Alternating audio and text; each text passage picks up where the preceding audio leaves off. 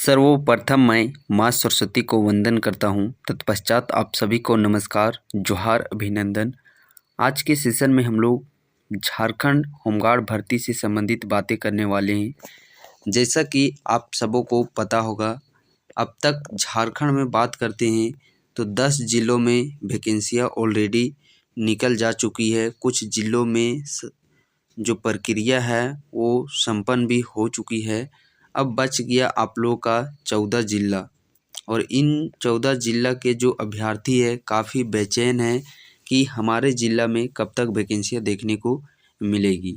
तो देखिए, जो भी बाकी 14 ज़िले हैं उन सब का हम लोग बारीकी से 1 बाय 1 सीटों की संख्या के साथ बात करने वाले हैं। ये अभी तक के अकॉर्डिंग इतना सीट आप लोगों के ज़िला में आने की संभावना है।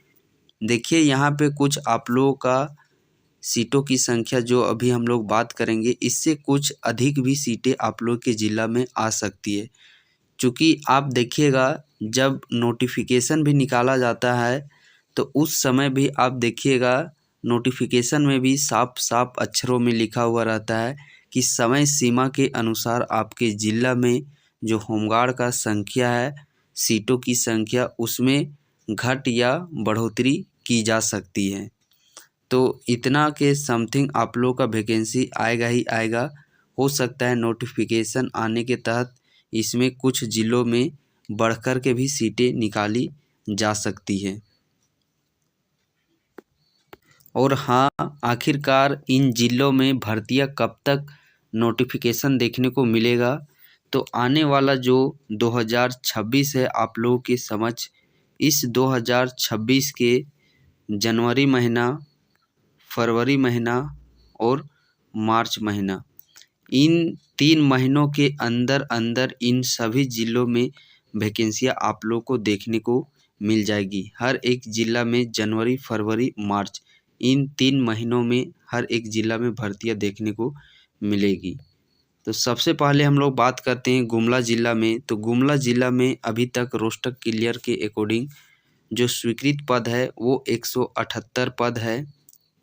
पाकुड़ में बात करते हैं 240, रामगढ़ में 282, लातेहार में 330, लोहरदगा में 150, हजारीबाग में 431, खूंटी में 115, जामताड़ा में 275, लोहरदगा में 150। इतना भर्ती आना कन्फर्म है।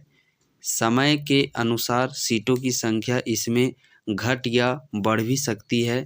अब हम लोग बात करते हैं इधर, तो पलामू ज़िला में भी आप लोगों का इन्हीं 3 मंथ में भर्तियां देखने को निश्चित तौर पर मिलेगा, पलामू ज़िला में भी।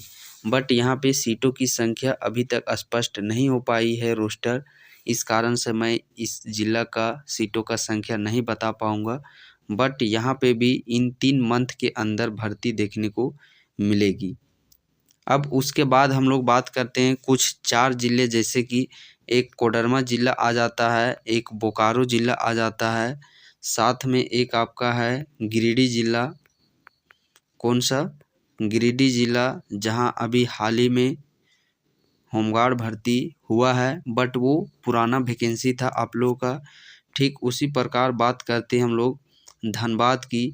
तो धनबाद में भी जो 1400 कुछ पदों पर वैकेंसी है, ये भी पुरानी भर्ती है। तो पुरानी भर्ती फिर देखिए, गिरिडीह में तो संपन्न हो गया पुराना। अब धनबाद ज़िला में बात करते हैं, तो धनबाद ज़िला में फरवरी महीना में सारा जो प्रक्रिया है वो करा लिया जाएगा, जो भी पुराना भर्ती है। तो धनबाद में अभी तो नया वैकेंसी आने का अभी तो किसी तरह का कोई भी गुंजाइश नहीं है। आने वाला समय में वो देखा जाएगा जब रोस्टर क्लियर किया जाएगा तब। ठीक उसी प्रकार गिरिडीह में चूँकि ये पुराना भर्ती था तो वो चीज़ हो गया, नया वैकेंसी आने में अभी थोड़ा सा लगेगा समय। वैसे इस बीच में यदि कुछ भी अपडेट आ जाता है वो तो इन्फॉर्म आप लोग को कर ही दिया जाएगा। कोडरमा में भी देखिएगा, यहाँ पे भी पुराना ही वैकेंसी था। तो कोडरमा ज़िला में भी चौकीदार के साथ साथ होमगार्ड भर्ती का भी रनिंग करवाया गया था।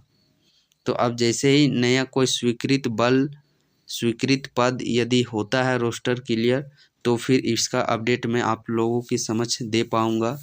ठीक उसी प्रकार हम लोग बोकारो ज़िला में बात करते हैं तो बोकारो ज़िला में भी पुरानी भर्ती है जो कि 2-3 साल पहले यहाँ पे भी करवाया गया है।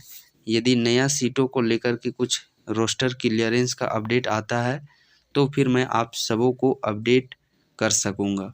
तो फिलहाल के लिए देखिए इन सारे ज़िलों में जो 14 ज़िला के अभ्यर्थी थे काफ़ी बेचैन थे कि कब तक हमारे ज़िला में आएंगे। तो आप निश्चिंत रहिए 100% आपके ज़िला में भी वैकेंसी देखने को मिलेगी। सिर्फ वैकेंसी आने का कुछ मोल नहीं है, जब तक आप लोग उसके लिए पूरी समर्पण भाव से शिद्दत के साथ जब तक तैयारी नहीं कीजिएगा तो वैकेंसी आना जाना ये चीज़ लगे रहेंगे। और हाँ, धीरे धीरे रनिंग भी अपना जो है उसको बरकरार रखना है। धीरे धीरे अक्सर आप देखते होंगे जब धीमी आंच में कोई भी भोजन पकता है तो उसका स्वाद जो टेस्ट है वो अलग लेवल का ही होता है। और जब ज़्यादा आंच ज़्यादा वॉल्यूम में आप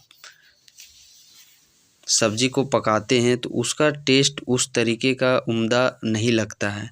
तो इसीलिए धीरे धीरे जो आप लोग अपना तैयारी है उसको बरकरार रखना है। चूँकि सारा प्रक्रिया होने में थोड़ा सा समय लगेगा तो पहले से मान के चलना है कि हम लोग को इतना महीना का समय देना है। अन्यथा अक्सर अभी के समय में विद्यार्थियों के साथ क्या चीज़ होता है कि सारा चीज़ फास्ट फूड के जैसा तुरंत चाहते हैं। जैसे किसी भी रील्स में 1 मिनट के अंदर हर एक चीज़ को दिखाया जाता है तो उसी तरीके से मन चंचल हो चुका है। तो सब कुछ फास्ट मोड में चाहिए, फास्ट फूड के जैसा। तो फास्ट फूड के जैसा यदि आप लोग चाहिएगा तो उसका प्रभाव भी उसी के जैसा ही रहेगा। और अक्सर क्या होता है कि जब कम समय के लिए विद्यार्थी कम समय को लेकर के आगे बढ़ते हैं कि इतना दिन में मुझे करना है, तो फिर जब वो समय बीत जाता है और प्रक्रिया नहीं हो पाती है तो कहीं न कहीं वो अपने ऊपर शक करने लगते हैं। प्रेशर, दबाव, टेंशन इस तरीके का वो उसके अंदर में भावना जगने लगती है। तो इसीलिए मैं कहना चाहूँगा कि धीरे धीरे आप लोग तैयारी कीजिए और जो समय है प्रक्रिया संपन्न होने का उसको लंबा समय लेकर के चलिए कि 6 महीना भी लग सकता है, 6 महीना से ज़्यादा साल भर भी लग सकता है। अब देखिए यहाँ पे गिरिडीह का ही बात कर लेते हैं, अभी हाल का ही घटना है। गिरिडीह में कब का वैकेंसी था, अभी हजारीबाग का देखिएगा। ठीक उसी प्रकार हम लोग यहाँ पे कोडरमा ज़िला का भी जो वैकेंसी अभी आया हुआ है। अभी धनबाद ज़िला का देख लीजिए, धनबाद ज़िला में अभी कितने साल 2023 का वैकेंसी है, हजारीबाग में 2019 का जो 1298 पद था। और गिरिडीह में भी ये यहाँ का भी 2023 का वैकेंसी था 708 पदों पर, यहाँ पे 1400 कुछ भर्ती है। धनबाद में यहाँ पे भी 2023 का है। तो कितना साल लग रहा है होने में वो आप भली भांति देख सकते हैं। तो इसीलिए यदि आप पहले से डिसाइड करके रहते हैं कि यदि इतना मंथ में हो जाता है तो हम लोगों को किस प्रकार की रणनीति अपनानी है और इतना समय में जब हो जाएगा तो किस प्रकार की रणनीति अपनानी है, पहले से यदि आप फिक्स डिसाइडेड रहिएगा तो उस समय आपके ऊपर किसी तरह का कोई भी दबाव, प्रेशर, तनाव, टेंशन कुछ नहीं रहेगा। इन सारे परेशानियों से आप लोग मुक्त रहेंगे। तो फिलहाल के लिए यही अपडेट था। बाद बाकी समय के अकॉर्डिंग जो भी अपडेट आएगा वो आप लोगों को इस चैनल के माध्यम से बतलाने का प्रयास किया जाएगा। बाकी आप जो भी राय है वो आप इस वीडियो के कमेंट सेक्शन में कमेंट कर सकते हैं।